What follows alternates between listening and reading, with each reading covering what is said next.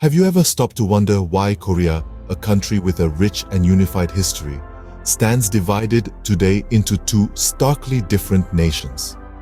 It's a question that has perplexed many, a conundrum that has played out on the global stage for over 7 decades. The Korean Peninsula, once a single, cohesive nation, is now split into two separate entities, North and South Korea. Each has taken a distinct path, with South Korea blossoming into a vibrant, democratic nation with a robust economy. It's an international hub for technology, pop culture, and innovation. On the other hand, we have North Korea, an isolated, economically underdeveloped country that has remained under the rule of a single family for 3 generations. It's a nation shrouded in mystery, known more for its militaristic posturing and efforts to develop a nuclear program than anything else. The stark contrast between the two is not a product of mere chance, but a result of geopolitical maneuvering dating back to 1945. At the close of World War II, the Korean Peninsula became the chessboard for 2 superpowers, the Soviet Union and the United States. Their strategic moves, decisions, and interventions resulted in the division that we see today.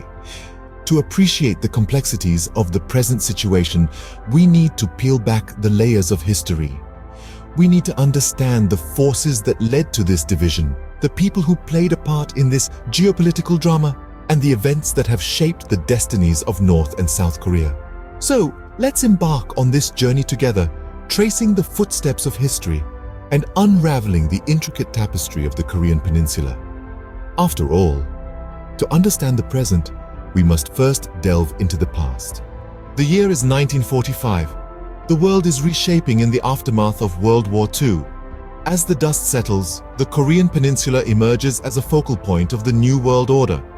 The peninsula, teeming with cultural heritage and strategic importance, finds itself caught in the crosshairs of 2 global superpowers, the Soviet Union and the United States. The Soviets and the Americans, each with their own ideological agenda, divide control over the Korean Peninsula. The 38th parallel, an imaginary line drawn across the center of the peninsula, becomes the fissure that splits the nation into 2 halves. The Soviet Union takes control of the north, while the United States establishes influence over the south. In the north, the Soviet army gets to work, quickly establishing a regime that echoes their own communist ideals. Land reforms are implemented, industries are nationalized, and a Soviet-style centralized economy takes root. The northern half of the peninsula begins to mirror the Soviet Union in more ways than one, with the establishment of a totalitarian regime under Kim Il-sung, the first in a line of family rulers that continues to this day. Meanwhile, the United States takes a different approach in the south. They support a military government, one that leans heavily on anti-communist rhetoric and policies. The US aids in the setting up of a capitalist economy, setting the stage for the South's future as a global economic powerhouse. Despite sharing a common history and culture, the 2 halves of the peninsula couldn't be more different. The North and South, under the influence of their respective superpower allies, begin to diverge, not just in terms of their political and economic systems, but also in their societal values and international outlook. These differences, fueled by the ideological clash of the Cold War, create a palpable tension on the Korean Peninsula. As the 2 halves grow further apart, the stage was set for a conflict that would further cement this division. Fast forward to 1950, a war breaks out that would change the Korean Peninsula forever. The Korean War, a brutal conflict that lasted from 1950 to 1953, further entrenched the division between North and South Korea. As the Soviet Union backed North Korea and the United States supported South Korea, the conflict became a proxy war, a stark embodiment of the Cold War tensions dominating the globe. At the heart of this war was a fight for control, a struggle to determine the future path of the Korean Peninsula. The result was a solidification of the division that had been growing since the end of World War II.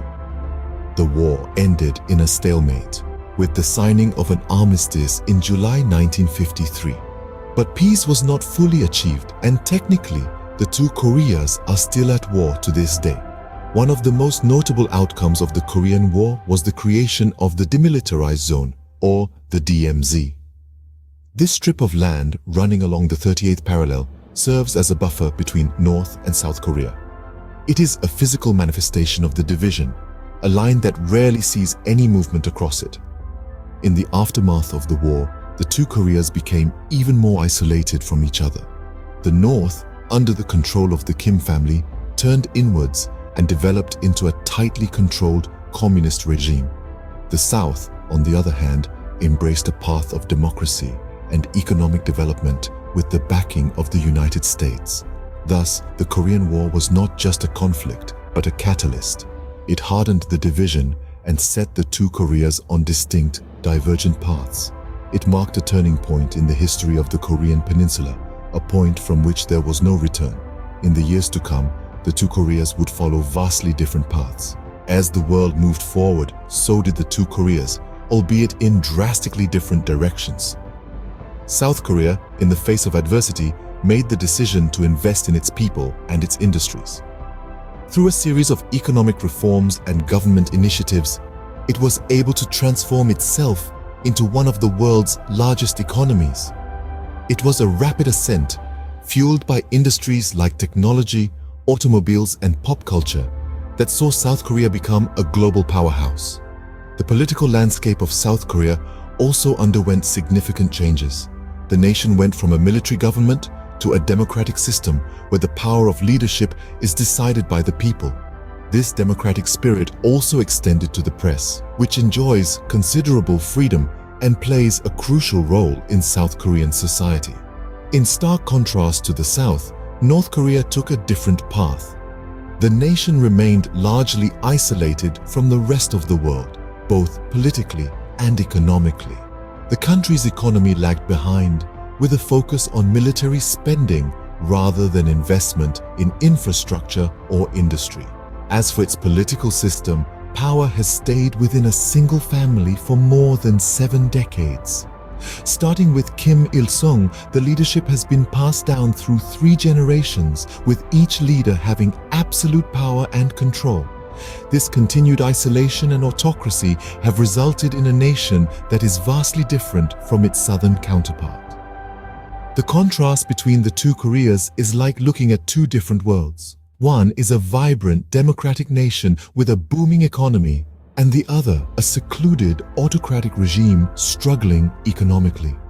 The stark differences between the two are a result of the paths they chose following their division.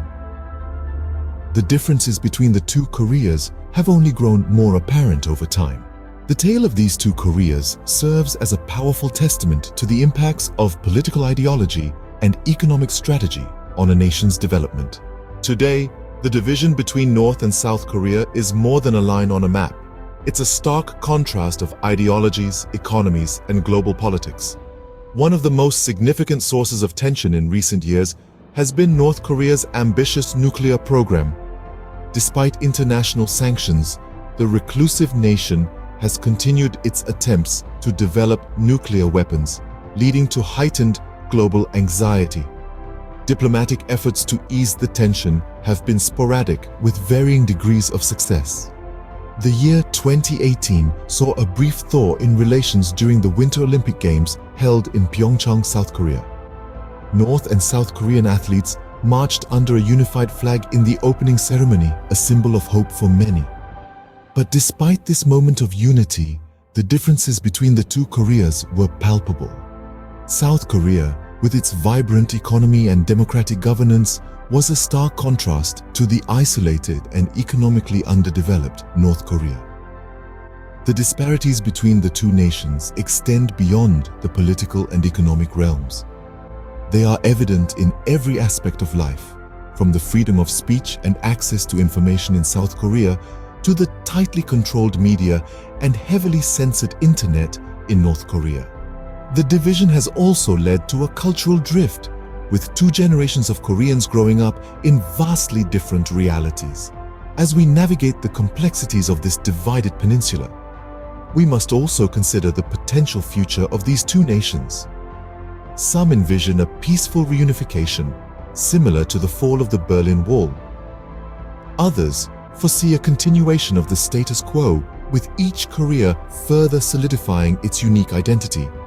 And yet, there are those who fear a more grim outcome, one marked by conflict and instability. As we look towards the future, the question remains: will the Korean peninsula ever reunite, or will the division continue to deepen?